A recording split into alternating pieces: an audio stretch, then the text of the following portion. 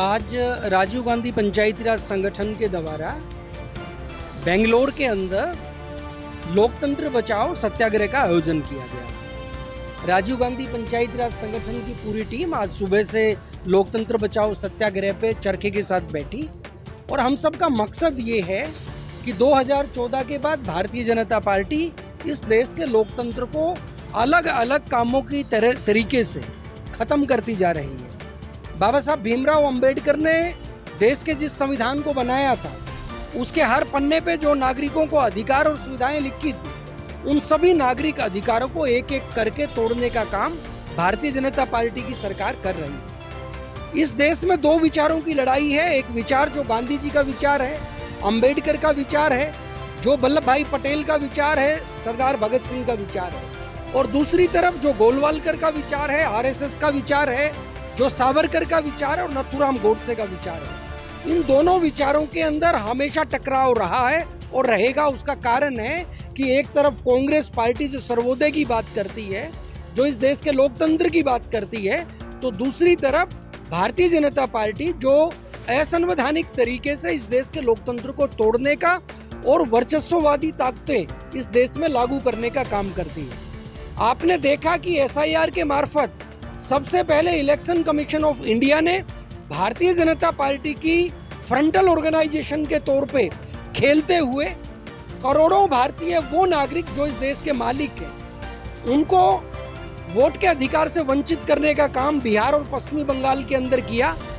और उसके बाद इन्होंने मध्य प्रदेश में सुश्री मीनाक्षी नटराजन जी का राज्यसभा का नॉमिनेशन उस आरओ इलेक्शन कमीशन के द्वारा रिजेक्ट किया गया, जिसके पास उसको रिजेक्ट करने की ताकत भी नहीं थी और उसको रिजेक्ट करने के लिए कोई पुख्ता प्रमाण नहीं था।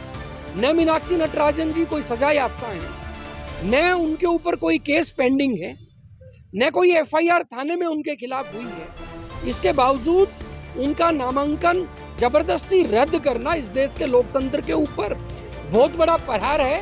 अब सीट चोरी करना इन लोगों ने शुरू कर दिया। राजीव गांधी पंचायती राज संगठन के साथियों का डर ये भी है कि 6 लाख से ज्यादा भारत के गांव के अंदर पंचायती राज का चुनाव होता है। आने वाले समय में जब राज्यसभा और लोकसभा के चुनाव में, विधानसभा के चुनाव में ये लोग वर्चस्व का इस्तेमाल करके ईडी और सीबीआई का डर दिखा के जबरदस्ती लोकतंत्र को ध्वस्त करके उनका सीट चोरी करने का काम करती है, तो निश्चित तौर पे भविष्य में पंचायती राज व्यवस्था को चौपट करने का काम भी भारतीय जनता पार्टी की सरकार करेगी।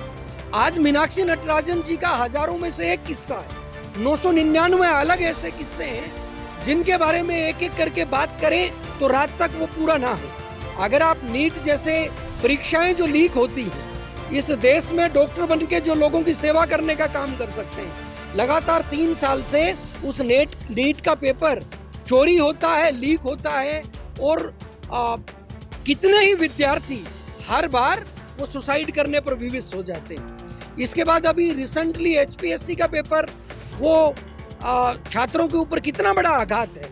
और जब ये विद्यार्थी अपने हकों की लड़ाई के लिए सड़कों पे उतरते हैं, लाठी डंडों के साथ इनके ऊपर प्रहार किया जाता है। इसके साथ ही इस देश के किसानों के लिए इस सरकार ने 3 काले कानून लागू किए। देश का किसान देश की सरहद के ऊपर बैठा और एक लंबी लड़ाई के बाद 3 काले कानून तो वापस हुए, लेकिन जैसे ही एप्स्टीन फाइल का मुद्दा इस विश्व के अंदर गूंजा तो अमेरिका के राष्ट्रपति के साथ हमारे देश के राष्ट्रपति ने कायराना रवैया रखते हुए और एप्स्टीन फाइल में अपना नाम छिपाने के लिए उन्होंने अमेरिका के साथ एक अमेरिकन ट्रेड डील करके भारत के किसानों को गिरवी रखने का काम किया।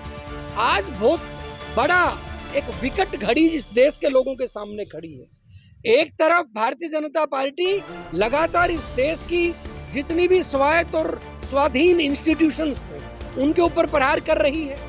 आज मैं मीडिया घरानों को देखता हूं तो सारी नेशनल मीडिया वो भारतीय जनता पार्टी के गीत गाने का काम करती है और न्यूट्रल तरीके से जो खबरें इस देश के नागरिक तक पहुंचनी चाहिए वो नहीं हो पाता। मीडिया घरानों के ऊपर जबरदस्ती शिकंजा कसना, यानी इस देश के चौथे मजबूत पिलर को गिराना, यह भी लोकतंत्र के ऊपर बहुत बड़ा प्रहार है।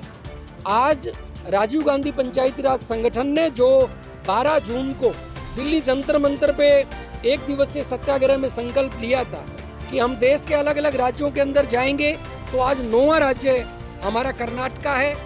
यहाँ पे कर्नाटका के अंदर कांग्रेस के हमारे पीसीसी अध्यक्ष बीके हरिप्रसाद जी, यहाँ के हमारे प्रभारी आदरणीय रणदीप सिंह सुरजेवाला जी, वो लगातार इस लोकतंत्र को बचाने की लड़ाई लड़ रहे हैं। और रणदीप सिंह सुरजेवाला जी ने तो ट्रेड डील के बारे में किसानों को और मुल्क के लोगों को आगाह भी किया था, एक एक पॉइंट के साथ ट्रेड डील के बारे में कि किस तरीके से देश के प्रधानमंत्री ने डर के अपने देश के किसानों को अमेरिका के हाथों गिरवी रखा है।